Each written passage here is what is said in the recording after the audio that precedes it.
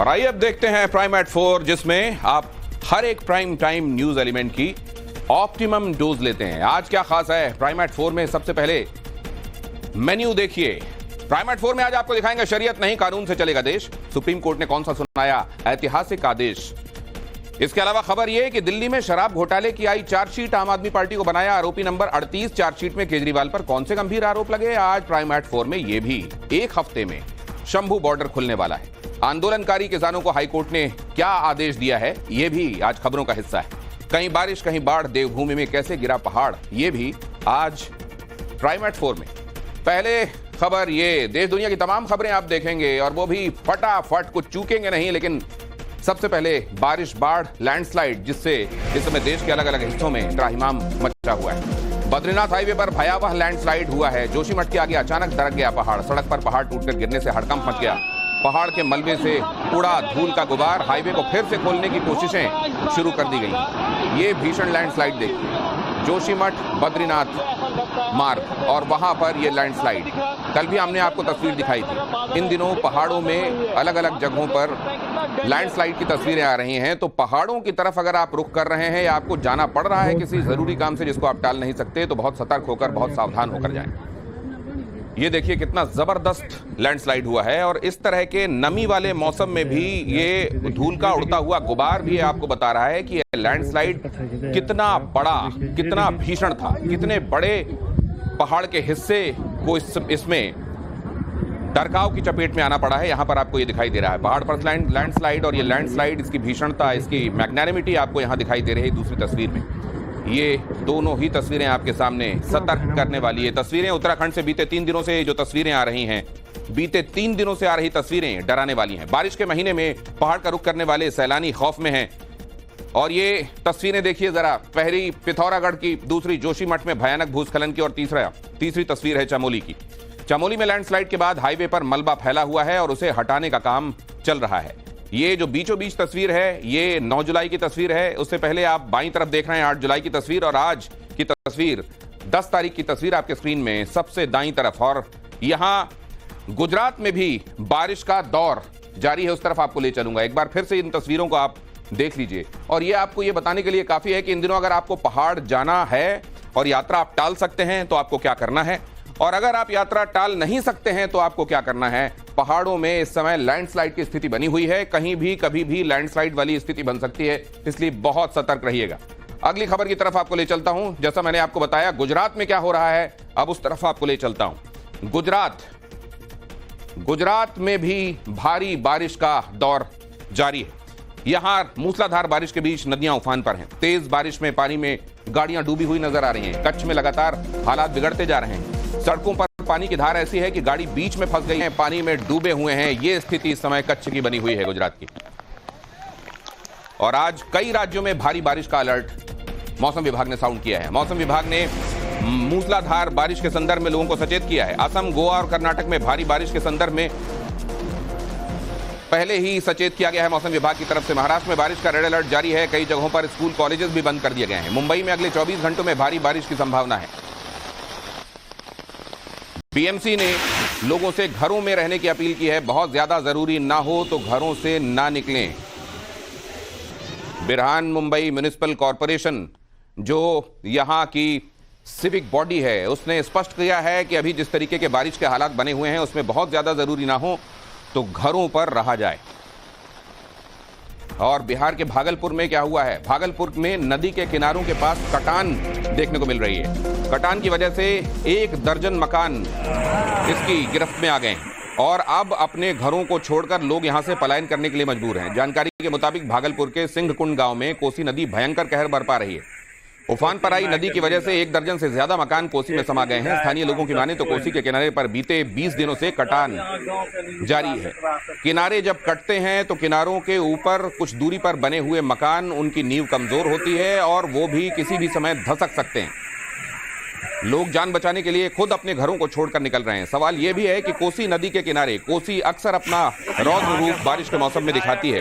ऐसे में कोसी के किनारे बाढ़ प्रभावित क्षेत्र में इन मकानों को बनने दिया कैसे गया। तलाकशुदा मुस्लिम महिलाओं पर सुप्रीम कोर्ट का बड़ा आदेश आया है। तलाकशुदा महिलाएं गुजारा भत्ते की हकदार होंगी। सीआरपीसी की धारा 125 के तहत गुजारा भत्ते की हकदार होंगी, सुप्रीम कोर्ट ने कहा है। तेलंगाना हाई कोर्ट के आदेश को सुप्रीम कोर्ट में चुनौती दी गई थी। तेलंगाना हाई कोर्ट ने भी गुजारा भत्ता देने का आदेश दिया था। गुजारा भत्ता देना पड़ेगा मुस्लिम महिलाओं को अगर तलाक दिया तो। लैंडमार्क डिसीजन है, क्योंकि जो संविधान है, संविधान महिला और महिला में भेदभाव नहीं करता। लेकिन यहाँ पर जो पर्सनल लॉज हैं, पर्सनल लॉज की वजह से मुस्लिम महिलाओं के, मुस्लिम बहनों को जो उनको मेंटेनेंस का अधिकार था हिंदू महिलाओं की तरह सेक्शन 124 के मुताबिक, वो नहीं मिलता था। सुप्रीम कोर्ट ने अपना सिग्निफिकेंट जजमेंट देते हुए ये कहा कि जो प्रोविजन है सेक्शन 125 सीआरपीसी का, वो सेक्युलर प्रोविजन है और उसमें चाहे मुस्लिम महिला हो, चाहे हिंदू महिला हो या किसी अन्य धर्म की महिला हो, उसको अपने पति से गुजारा भत्ता लेने का पूरा अधिकार है। सुप्रीम कोर्ट ने क्या कहा है इस मसले पर? सुप्रीम कोर्ट ने अपने फैसले में कहा है कि मुस्लिम तलाकशुदा महिलाएं गुजारे भत्ते की उसी तरह हकदार होंगी जैसे दूसरे धर्म की महिलाएं होती। धारा 125 के तहत मुस्लिम महिलाएं गुजारे भत्ते की मांग कर सकती हैं। धारा 125 सभी विवाहित महिलाओं पर लागू होती है। सुप्रीम कोर्ट ने स्पष्ट कर दिया है कि कानून में धर्म के आधार पर गुजारे भत्ते का प्रावधान बिल्कुल नहीं है। धारा 125 हर धर्म पर लागू होती है। आज देश की सर्वोच्च न्यायालय ने स्पष्ट कर दिया है कि मुस्लिम महिलाओं को गुजारा भत्ते का पूरा अधिकार है। और इससे पहले अप्रैल 2022 में एक मामले पर इलाहाबाद हाई कोर्ट ने अपने फैसले में कहा था कि तलाकशुदा मुस्लिम महिला इद्दत की अवधि के बाद भी गुजारा भत्ता पाने की हकदार है। इसी साल जनवरी में एक मामले में बॉम्बे हाई कोर्ट ने कहा था कि तलाकशुदा मुस्लिम महिला अगर दोबारा शादी भी कर लेती है तो भी वो पूर्व पति से गुजारे भत्ते की हकदार है। तेलंगाना हाई कोर्ट भी तलाकशुदा मुस्लिम महिलाओं के लिए गुजारे भत्ते के संदर्भ में आदेश दे चुका है। सुप्रीम कोर्ट के इस ऐतिहासिक फैसले के खिलाफ कई मुस्लिम धर्मगुरु खड़े हो गए, लेकिन कई ऐतिहासिक फैसले को सराहनीय बताकर इसका समर्थन भी कर रहे हैं।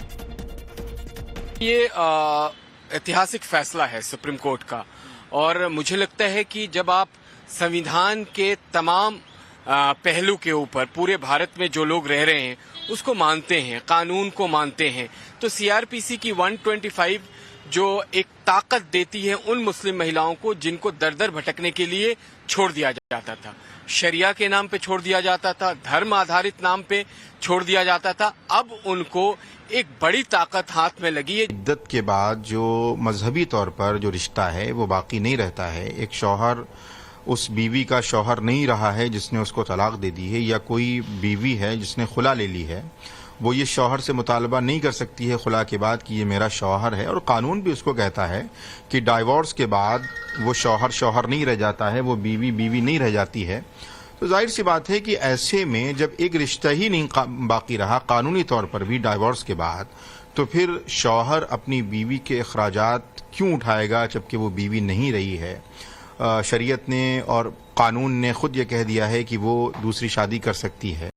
और जो बहनें हमारी समझती हैं कि मुल्क की अदलिया से उन्हें इंसाफ मिल सकता है या 125 सीआरपीसी के तहत उन्हें भरण पोषण की या जो ज़रूरतें हैं वो पूरी की जा सकती है, वहाँ से आदेश लेकर वो वहाँ जा सकती हैं, जा रही हैं।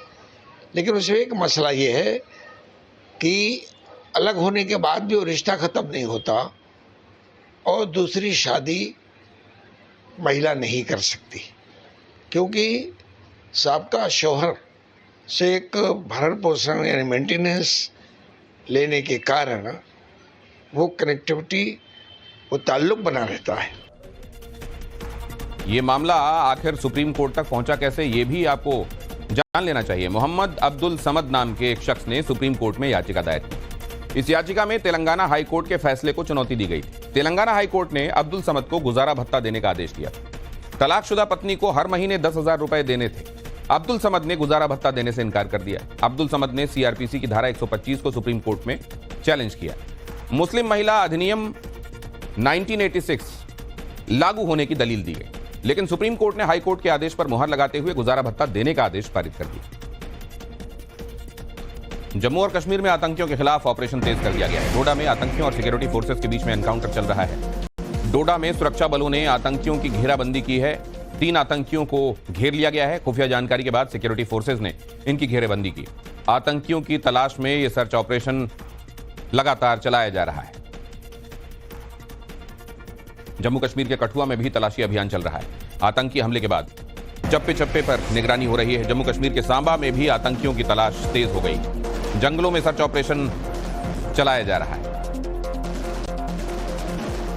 और इस बीच और कड़ी कर दी गई है अमरनाथ यात्रा की सुरक्षा व्यवस्था। सुरक्षा के लिए सीएपीएफ की महिला कमांडोज तैनात कर दी गई हैं। आतंकी हमलों के बाद सिक्योरिटी को और टाइटन अप कर दिया गया है। उत्तराखंड के रुद्रप्रयाग पहुंचा शहीद आनंद सिंह का पार्थिव शरीर। अंतिम दर्शन के लिए हजारों लोग यहां उमड़ पड़े। आनंद सिंह अमर रहे के नारे लगातार गूंज रहे थे। कठुआ में शहीद हुए थे आनंद सिंह। शहीद की अंतिम यात्रा में जन सैलाब दिखाई दिया।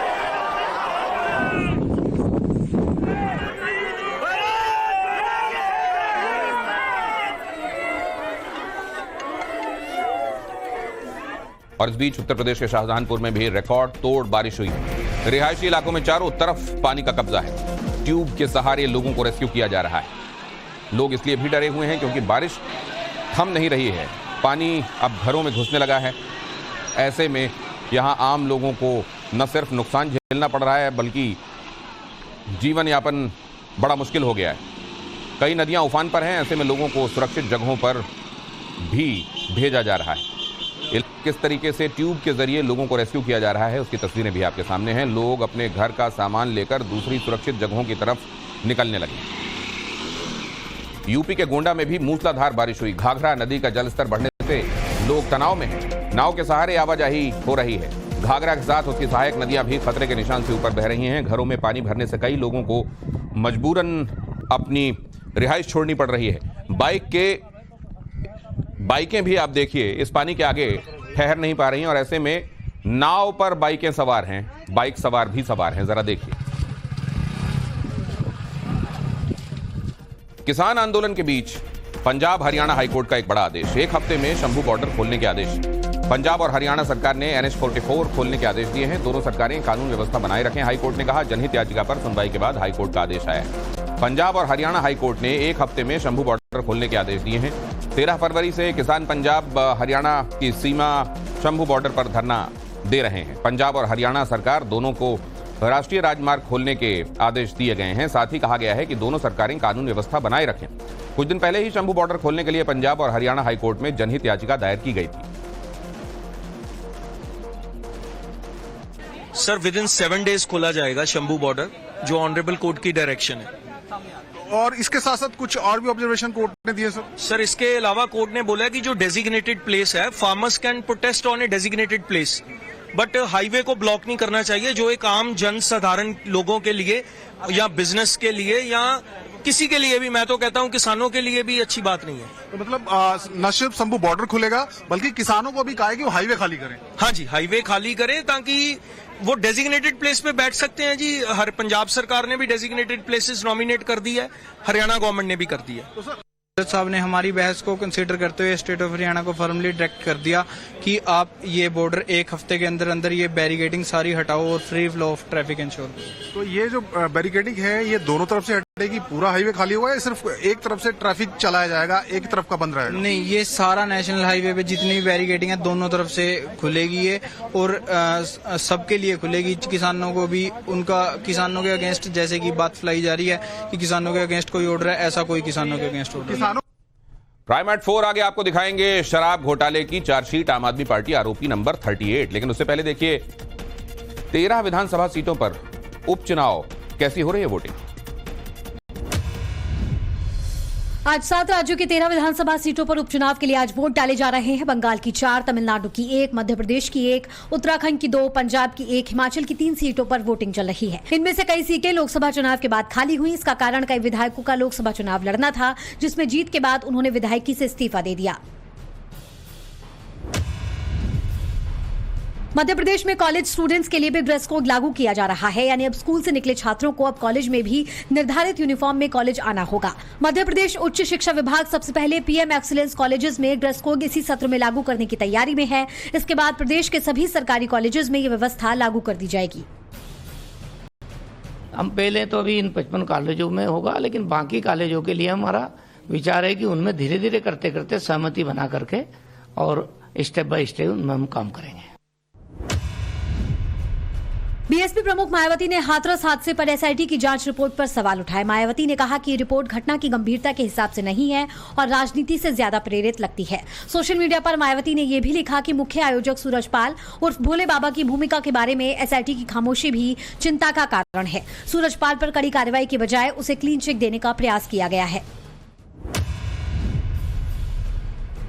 मुंबई के हिट एंड रन केस में आदित्य ठाकरे ने सख्त एक्शन की मांग की है। इस केस में एकनाथ गुट की शिवसेना के नेता राजेश शाह का बेटा मिहिर शाह आरोपी है, जिसे मंगलवार को गिरफ्तार किया गया था, जिसके बाद आदित्य ठाकरे ने कहा कि हिट एंड रन केस एक मर्डर केस है और इस पर सख्त एक्शन लिया जाना चाहिए।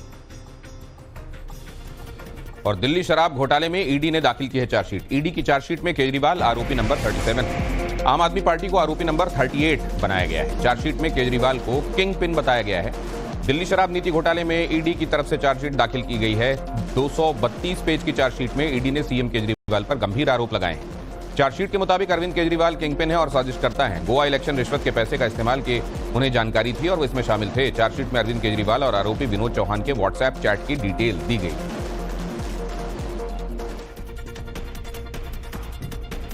पटना में मरीन ड्राइव के तीसरे फेज का उद्घाटन मुख्यमंत्री नीतीश कुमार ने किया। इसका इनॉग्रेशन। तीसरे फेज में गया घाट से कंगन घाट तक का निर्माण पूरा हो गया।